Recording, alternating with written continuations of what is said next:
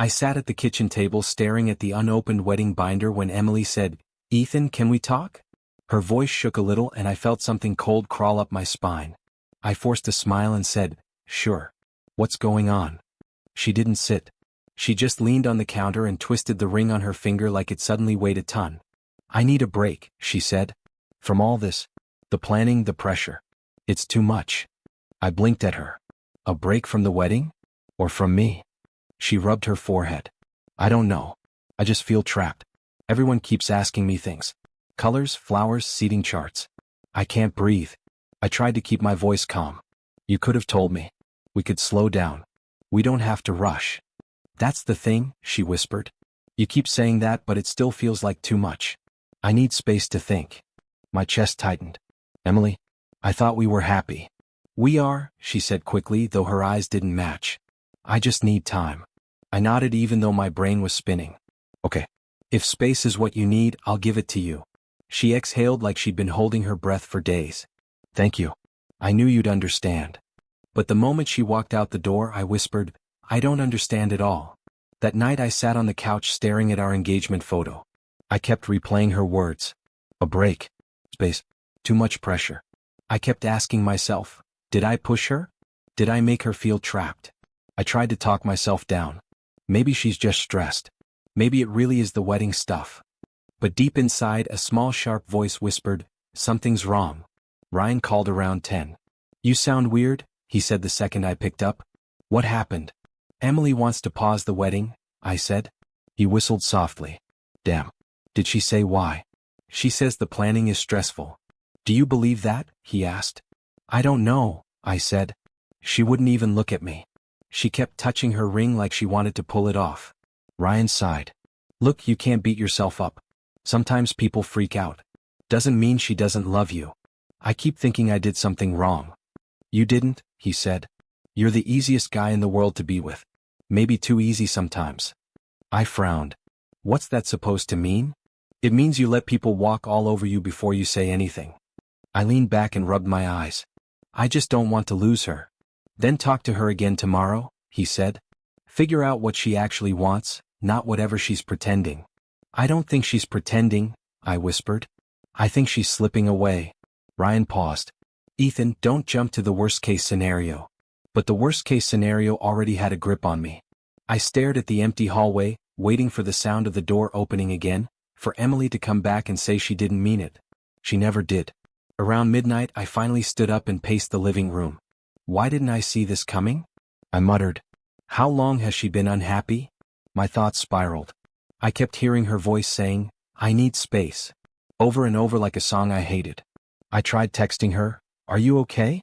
I'm here if you want to talk." She didn't answer. I tried again, "I love you. I'll wait for you."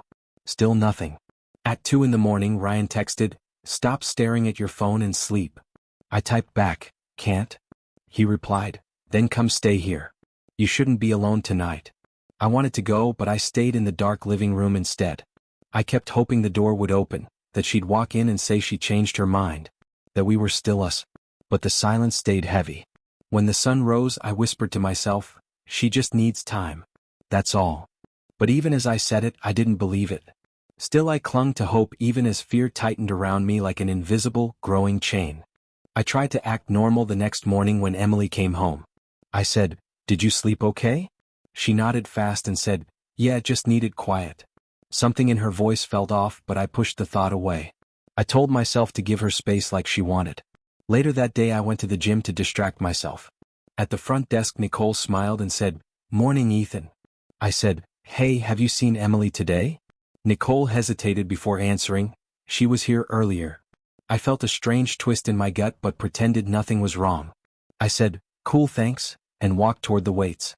That's when I met her trainer, Cole Harris. He walked over with a grin and said, "You must be Emily's guy." I said, "Yeah, I'm Ethan." Cole shook my hand like he wanted me to feel weak. He said, "Emily works hard with me. Real dedication."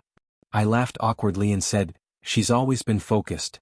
Cole smirked like he knew something I didn't. He said, "She likes staying late. Extra sessions help her clear her head." I felt my stomach drop but forced a smile. I said, "Good, she feels comfortable here." Cole patted my shoulder and said, Oh, she definitely does. The way he said it made my skin crawl. When I finished lifting, I checked my phone. Emily had texted, "Staying late at the gym. Don't wait up." My chest tightened as I whispered, "Again?" I called her and asked, "Everything okay?"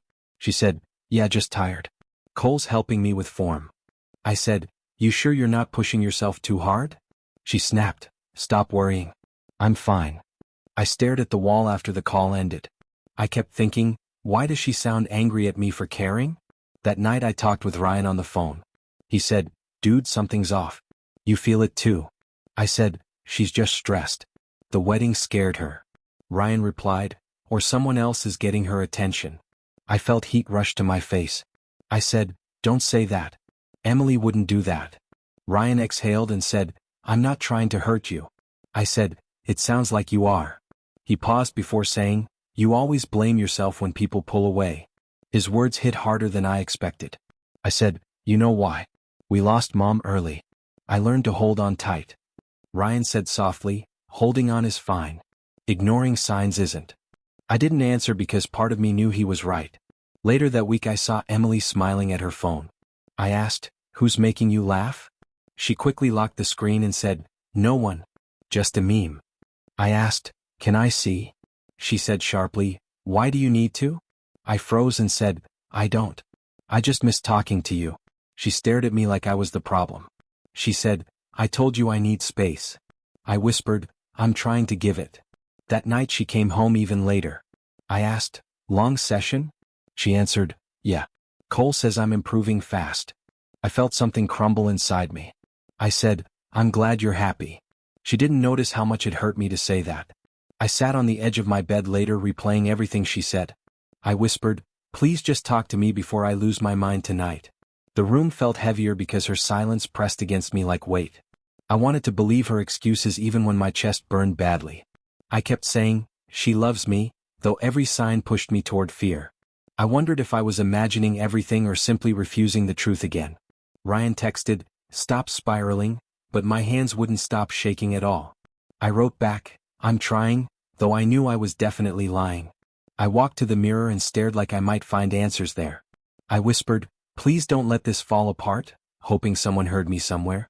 My voice cracked because I already felt the distance stretching farther each day. I tried breathing slowly, but the worry still wrapped around my ribs tightly. I finally lay down, defeated. When Emily didn't come home by 11, I told myself she was just tired. When midnight passed, I whispered, "Please text me." By 1 in the morning, my hands were shaking as I dialed her again. She didn't answer. I tried to stay calm, but my voice cracked when I called Ryan. He said, "She late again?" I said, "She's not home at all." Ryan sighed and said, "Dude, that's not normal." I said, "What am I supposed to do?" He said, "Keep calling until she answers." I called again and again until the screen felt hot in my hand. Around dawn, she finally picked up. Her voice sounded flat. She said, "What do you want?" "I'm tired." I said, "Where are you?" "I've been worried sick." She sighed like I was bothering her and said, "I fell asleep at the gym office." I stared at the wall and said, "You slept at the gym? Why didn't you call?" She said, "Because I passed out, Ethan. I don't need to explain everything." I whispered, "Are you okay?" She said, "I'm fine. I'll talk to you later," and hung up. I sat frozen for a full minute before grabbing my keys. I kept saying, "Please let her be telling the truth," as I drove to the gym. The parking lot was empty except for a single light inside. I walked in and heard Nicole's voice say, "Ethan?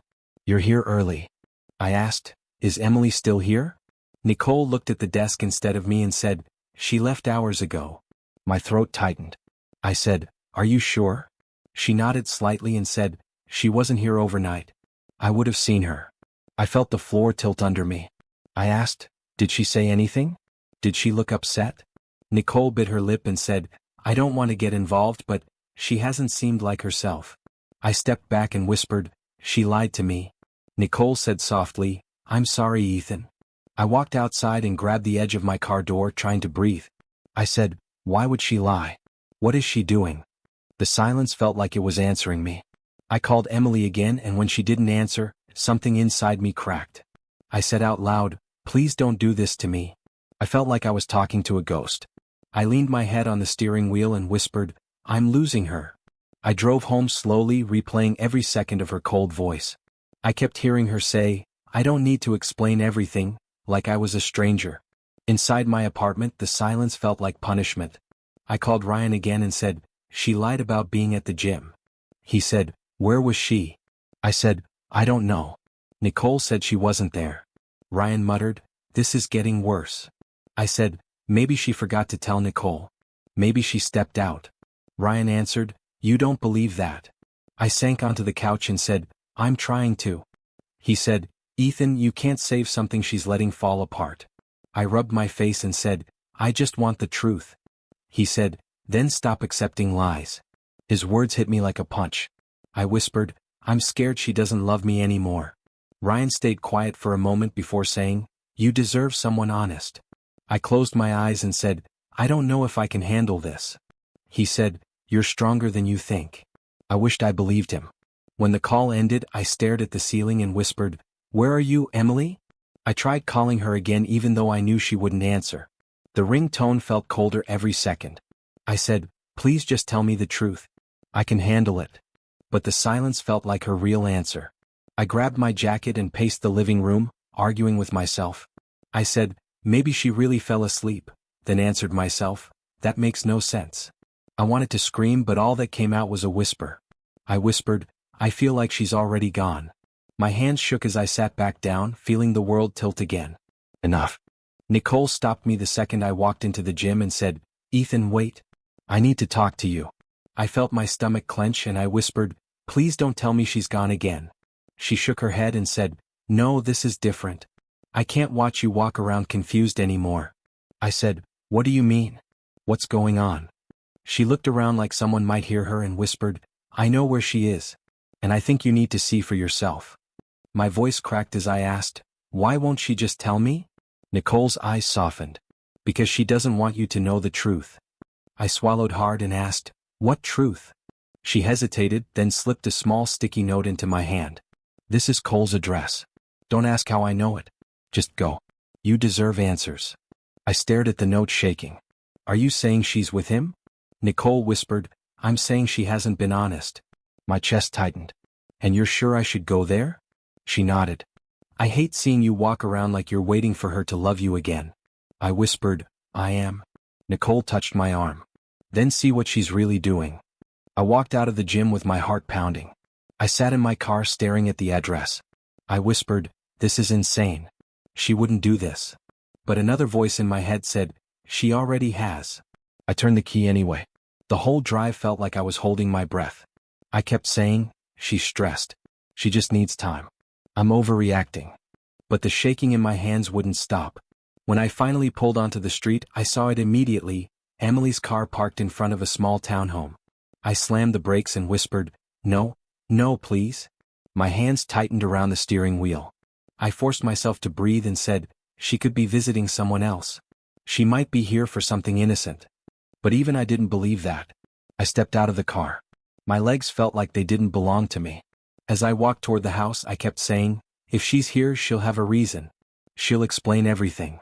But my voice kept breaking. I reached the window and stopped. I didn't want to look. I didn't want anything confirmed. I whispered, please let me be wrong. But when I looked through the window, the world inside me snapped. Emily was on the couch wearing one of Cole's shirts, her hair messy like she'd slept there. Cole sat next to her, laughing at something on her phone. She nudged his shoulder like they were sharing some private joke, something she hadn't done with me in months. She looked relaxed, comfortable, at home. I pressed my hand over my mouth so I wouldn't make a sound. My heart felt like it tore open. I whispered, she moved on, she really moved on. Cole said something I couldn't hear, and Emily leaned against him like it was the most natural thing in the world. She looked happier than she had with me in forever. I felt myself shaking. My eyes burned. I couldn't breathe. I stepped back fast, terrified they'd turn toward the window. I almost tripped on the curb. I got to my car and fumbled with the handle. When I got inside, I slammed the door and locked it. My breaths came out sharp and uneven. I whispered, why didn't she just tell me? Why lie? Why let me fight for something she already threw away? I leaned forward and pressed my forehead against the steering wheel. Tears hit the leather. My voice cracked into pieces. I loved you. I trusted you. I waited for you every night. And you were here. I felt like everything inside me was unraveling thread by thread. I said, was I not enough? Did you hate me that much? My chest hurt so bad I thought something might burst. My phone buzzed then. A message from Emily, heading home soon. We should talk. I laughed through the pain. Talk? About what? How you're building a life with him. I wanted to scream. I wanted to disappear. I wanted the truth to not be real. I finally whispered, I can't let her see me like this. I started the car, wiped my face with my sleeve, and drove away before she walked out wearing another lie. But no matter how far I drove, I couldn't escape the feeling that a part of me had died outside that window. Emily walked in the door like nothing had happened and I said, we need to talk. She dropped her keys and tried to act casual. About what? I felt my voice steady even though everything inside me was shaking. About where you were today. She shrugged. I told you errands. I said, stop. I know where you were. Her face tightened for half a second before she forced a smile. Ethan, please don't start. I'm not starting anything, I said. I just want the truth. She sighed dramatically like I was exhausting her. You're being paranoid. I swallowed hard. I saw your car at his place. She froze. No blink. No breath. Just stillness. I said, and I saw you through the window. Her mouth opened then closed again. You followed me? She asked. Are you serious? I said, don't shift this. Just tell me why. She paced, rubbing her arms. It wasn't what you think. I laughed. Then tell me what it was. She whispered, I just needed someone who makes me feel alive. The words hit like a punch. I said, alive? What does that even mean? She looked at me with this strange mix of pity and annoyance. You're too safe, Ethan. Too soft. Everything with you is careful. Predictable. I felt something in me crack. So you cheated because I'm kind? She snapped, don't twist it. I didn't plan it. Just happened. I needed more than stability. I asked, do you love him? She looked away. Her silence answered for her. My chest tightened. Emily, please, I said before I could stop myself.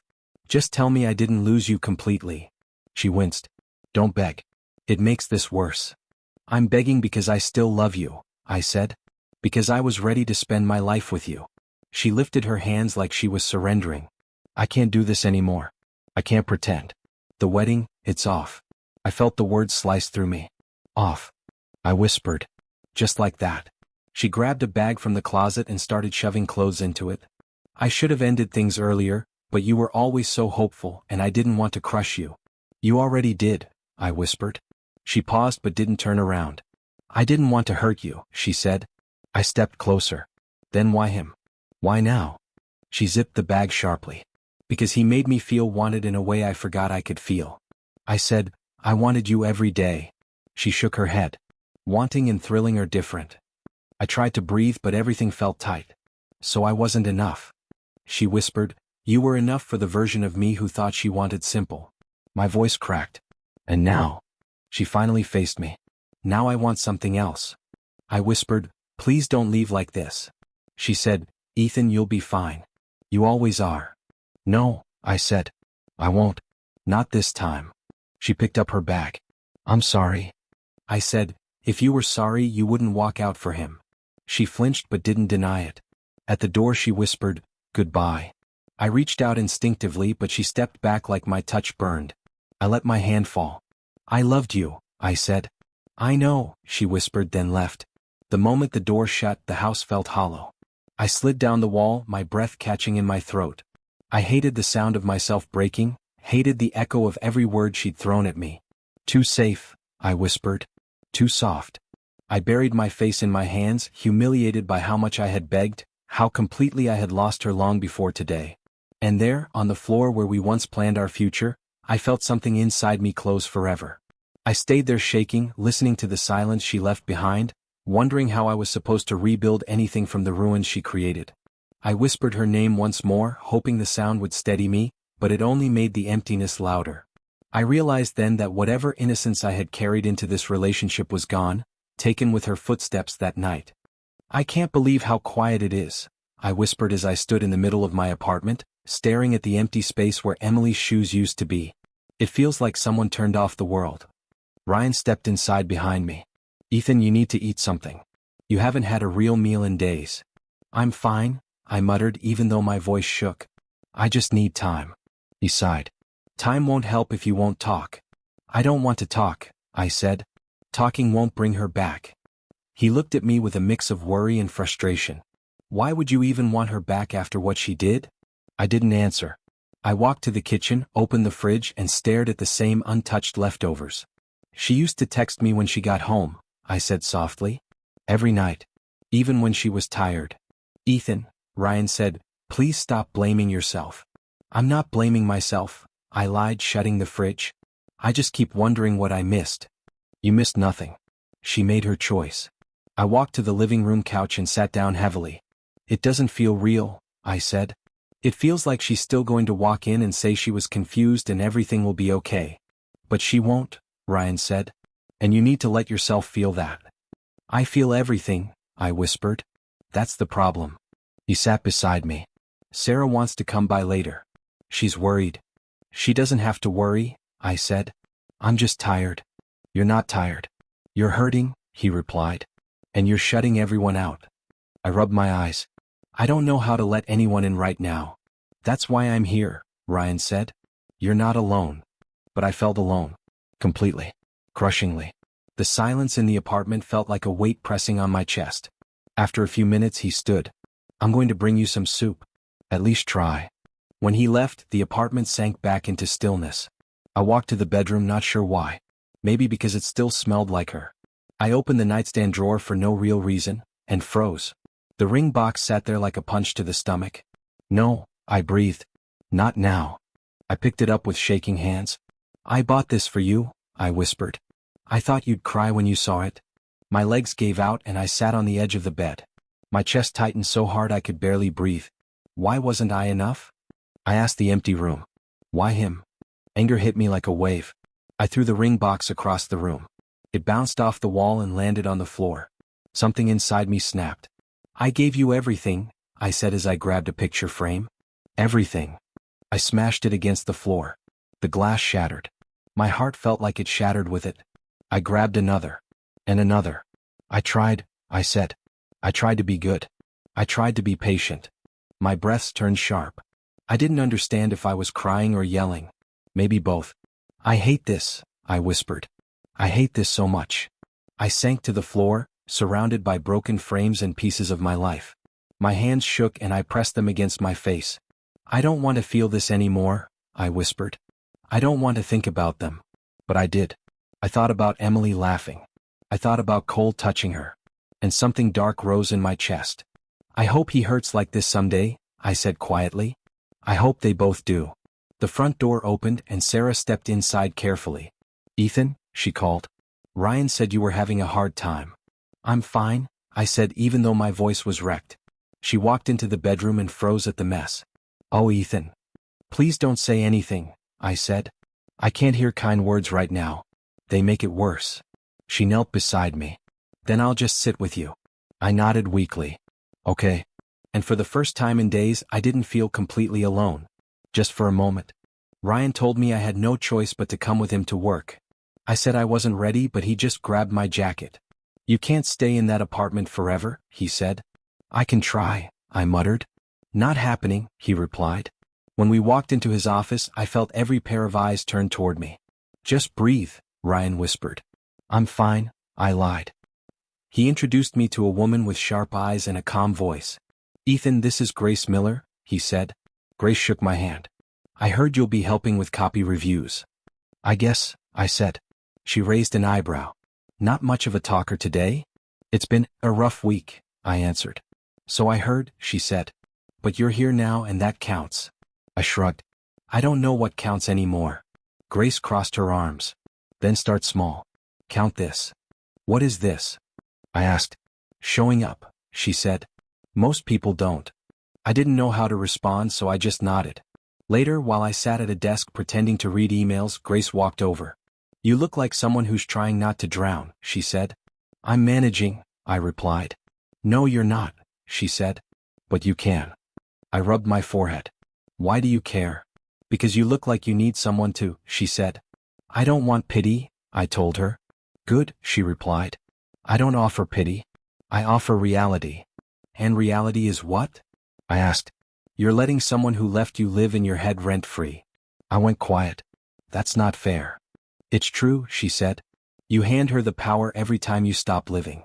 I stared at the floor. I don't know how to stop. Then learn, she said. That's how people grow. I exhaled shakily. You make it sound easy. Nothing about it is easy, she replied. But you still have to try. Ryan called from across the room. Grace, stop bullying my brother. I'm not bullying him, she said. I'm waking him up. I am awake, I said, though it felt like a lie. Grace leaned closer. Then start acting like it. I swallowed. How? One step at a time, she said. Today's step is working. By the end of the day, I found myself talking more than I expected. Grace asked, feel any different? A little, I admitted. Good, she said. That means you're not stuck anymore. I paused. Maybe I'm not. Grace smiled. Then keep going. Don't stop now. When Ryan drove me home, he asked, so, how was it? Strange, I said. But, good strange. Grace seemed to get through to you, he said. Maybe, I whispered. Maybe I can fix myself. You can, Ryan said. You just needed a spark. I looked out the window and nodded. Yeah, maybe this is the start. When I stepped out of the car, I felt something shift inside me. Ryan noticed and said, you look lighter than you did this morning. Maybe talking helped, I said. Or maybe I'm just tired. Grace is good at getting people to face things, Ryan said.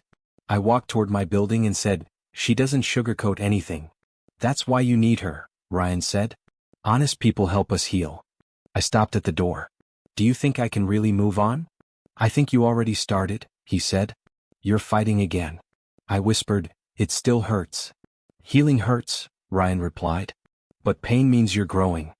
I unlocked the door and stepped inside. I hope you're right. He patted my shoulder. Call me if the quiet gets too loud. After he left, I sat on the couch and let out a long breath.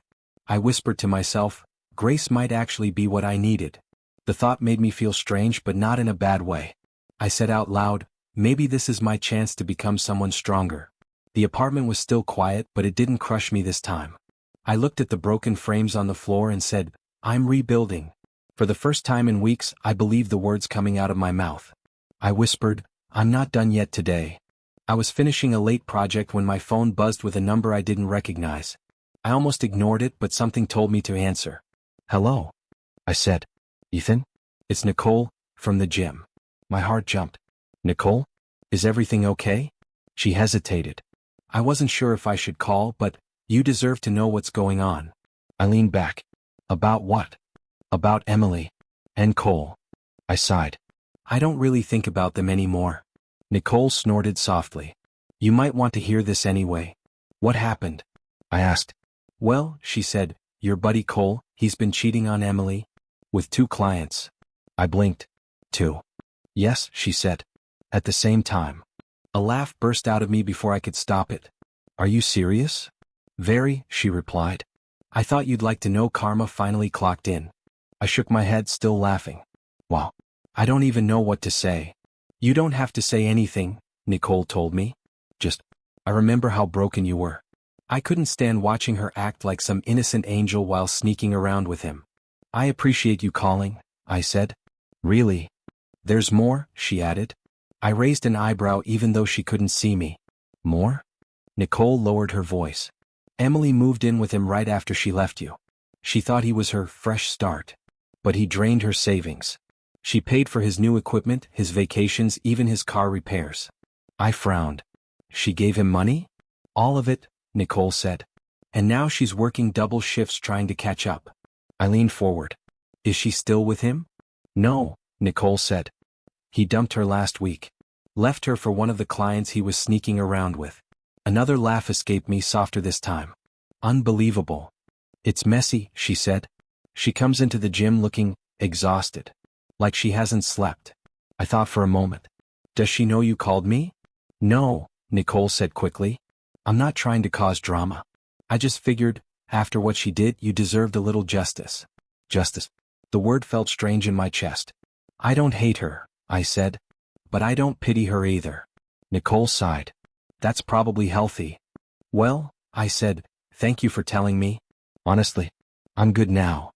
You sound stronger, she said. I am, I told her. Stronger than I've ever been. Good, she said. You deserve that. We said goodbye and I hung up, still stunned. Ryan walked into my office a minute later. Who was that? Nicole, I said. From the gym. He raised an eyebrow. Oh, what did she want? I smirked. To tell me Cole cheated on Emily with 2 clients. Ryan froze. No way. Yep, I said. And he drained her bank account. Ryan burst out laughing. Man, karma moves fast when it's in the mood. I guess so, I said. How do you feel? He asked. I thought for a moment. Honestly? Lighter. Ryan nodded. That's what healing sounds like. Later at home, I stared at myself in the bathroom mirror. My face looked different now, sharper, calmer, more grounded. I whispered, you survived. Something inside me felt proud. At the gym the next morning, Grace joined me near the free weights. You're early, she said. Couldn't sleep, I replied. Thinking about her? She asked. Not really, I said. Actually, Nicole called last night. Grace raised an eyebrow. That's never boring. She told me Cole cheated on Emily. Twice. Grace blinked. Twice. Maybe more, I said. Grace shook her head. And she left you for that? Seems that way, I said. What did you feel? She asked. I shrugged. Relief. Grace smiled. That's growth. I guess I finally let it go, I said. No, she said. You outgrew it. I picked up a weight and took a deep breath. I'm not the same guy I was. Good, Grace said. Because that guy didn't know what he was worth. And now? I asked. You're starting to get it, she replied. While we worked out, she nudged me. So, are you done with the whole Emily owns my thoughts phase? Completely, I said. Good, she said. Now focus on yourself. I'm trying, I told her. You're doing better than trying, she said. As we left the gym, I felt a calm I hadn't felt in months. I whispered, she made her choices. Now I'm making mine. The air felt clearer, lighter. For the first time since everything fell apart, I felt something powerful rising inside me. Strength. A new beginning. A life that finally belonged to me. When I opened my apartment door, I saw Emily standing there, looking small and exhausted. She whispered, "Can we talk?" I stepped back a little. "Why are you here, Emily?" She wiped her face. "I didn't know where else to go." I sighed. "What do you want from me?" She walked in slowly. "I just need you to listen." I closed the door and stood still. "I'm listening." Emily sat on the edge of my couch. "You were right about everything," she said. "Cole lied to me. He used me. He cheated on me." I crossed my arms. "Nicole told me." Emily looked up. "Then you know how stupid I was." I shook my head. "I'm not here to judge you." She leaned forward, crying. "I judged you. I said awful things. I threw away the best thing in my life." I looked at the floor. "Emily, I don't know what you expect me to say." She grabbed a pillow. "Say we can try again. Please." I took a slow breath. "I'm not the man you left." She blinked. "But that's good, right? You've changed." I nodded. "I have. But not for you." Emily moved closer. "I miss you. I miss how safe you made me feel." I stepped back. "Safe isn't what you wanted. Remember?" She covered her face. "I was stupid. I thought excitement meant danger. I thought love needed chaos." I stared at her. "And now?" She dropped her hands. "Now I know I ruined everything. I know I hurt you. I'm sorry." I sat down across from her. "I believe you're sorry." Emily reached out. "Then let me fix this." I shook my head. "No." She froze. "No. I don't want this back," I said. "I don't want us back." She whispered, "But you loved me." "I did," I said. "But I love myself now." Emily crawled forward on her knees. "Please, Ethan. Don't give up on me." I stood up. "I'm not giving up. I'm moving on." She grabbed my arm. "Don't leave. Not like this." I gently pulled away. "I don't hate you," I said. "I just don't want you anymore." Emily fell back onto the carpet, sobbing. "How can you say that?" I walked toward the door. "Because it's true." She cried harder. "What am I supposed to do?" I opened the door. "Find yourself, Emily. The same way I found me." She reached out again. "Ethan, please?" I stepped into the hallway. "Goodbye, Emily." She cried, "I still love you."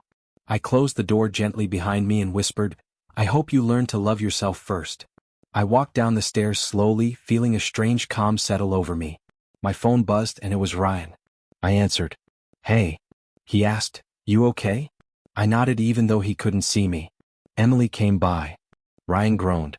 What did she want? Another chance, I said. But I told her no. Ryan paused. How did that feel? I leaned against the wall. Like closing a door I should have shut months ago. Ryan said, I'm proud of you, man. I smiled a little. Thanks. He asked, do you need anything? No, I said. I think I'm finally free. Ryan exhaled. Good. You deserve peace. Yeah, I whispered. I do. We said goodbye and I stepped outside into the cool air. I raised my head and breathed in. It felt like my first real breath in a long time. Grace texted me a moment later, you alive? I replied, yeah. Just finished something heavy. She wrote, want to talk? I typed back, maybe tomorrow? I think I need to sit with myself tonight. She responded, good. Growth happens in the quiet. I smiled at my phone. You're not wrong, I typed. I walked home with a lighter step. For the first time, Emily's tears didn't pull me back. Her pain wasn't my responsibility anymore.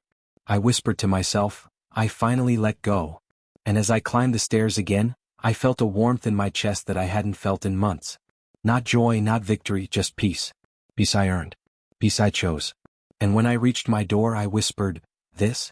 I sat by the riverbank, the water flowing steadily beneath the morning sun. Grace stood a few feet away, stretching lightly. She glanced at me. You ready for this?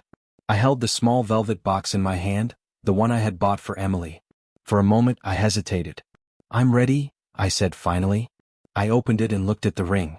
Memories of heartbreak, betrayal, and long nights of tears pressed on me, but I didn't feel the same pain anymore. I felt calm, almost proud. Grace walked closer. It's heavier than I thought. I laughed softly. Not the ring. Me. She tilted her head. You've changed. I nodded. I have. I was weak before. Too forgiving. Too soft. But I learned. Learned what? She asked. That some people aren't meant to stay. And that's okay, I said. What matters is who I am without them. Grace smiled. That sounds free. I exhaled and whispered, it is. I dropped the ring into the river. It sank slowly, carried away by the current, glinting once before disappearing. I felt a weight lift from my chest. Goodbye, I whispered. I don't need you anymore. Grace stayed silent, letting me have the moment. I felt something shift inside me, a quiet strength that wasn't there before. I've been so afraid for so long, I said. Afraid to be alone, afraid to trust myself, afraid to move on. She rested a hand lightly on my shoulder. And now? Now I trust myself, I said. I know I can survive anything. I know I can love wisely, not desperately. I looked at her, feeling warmth in my chest I hadn't felt in months. I don't expect anything from anyone else yet. But being around you feels easy, Grace. Honest. She smiled, soft and encouraging. You don't have to rush. I'm not going anywhere. I laughed quietly. Good. Because I don't want to mess this up by rushing. We walked along the riverbank, our steps in sync. I thought about the past, the nights I spent crying over Emily, the emptiness in my apartment, the anger, the humiliation. All of it felt like it had happened to someone else. Someone weaker. It doesn't hurt the same anymore, I said aloud. Grace looked at me. It shouldn't, she said. I guess it's a lesson now, not a wound, I whispered. She taught me something about love, about trust, about myself. And I'm grateful, in a strange way. Grace chuckled. You sound almost philosophical. Maybe I am, I said. Or maybe I'm just finally awake. I paused, watching a leaf float past on the river. It's funny, I said. I thought losing her meant losing myself. But it turned out. I found me. She squeezed my shoulder. And you're stronger for it. I nodded. I don't want to be bitter. I don't want to carry anger or resentment. I just want peace. And the ability to move forward without dragging the past behind me. Grace smiled wider now. Then you're doing it right. We sat down on a bench by the water, letting the morning light wash over us. I felt the breeze on my face and thought about all the nights I spent anxious and scared. They felt distant, like shadows of someone I used to be. I can finally imagine the future, I said. Not worrying about what's gone, not afraid of what might happen. Grace tilted her head. What does it look like? I smiled. It looks like me living my life. choosing myself, growing stronger every day. And maybe, someone beside me who understands that. I looked at her. Someone I can trust. She laughed softly. Someone like me? Someone like you, I said, and I meant it. I took a deep breath and stood. I'm ready, I whispered. I felt the sun on my face and the river at my feet, a symbol of everything flowing forward. I didn't look back. Not at Emily, not at the pain, not at the mistakes. I walked away from the river with my head high, shoulders back, and chest full. For the first time in a long time, I felt free. Truly free. And I knew I would never let anyone take that freedom from me again.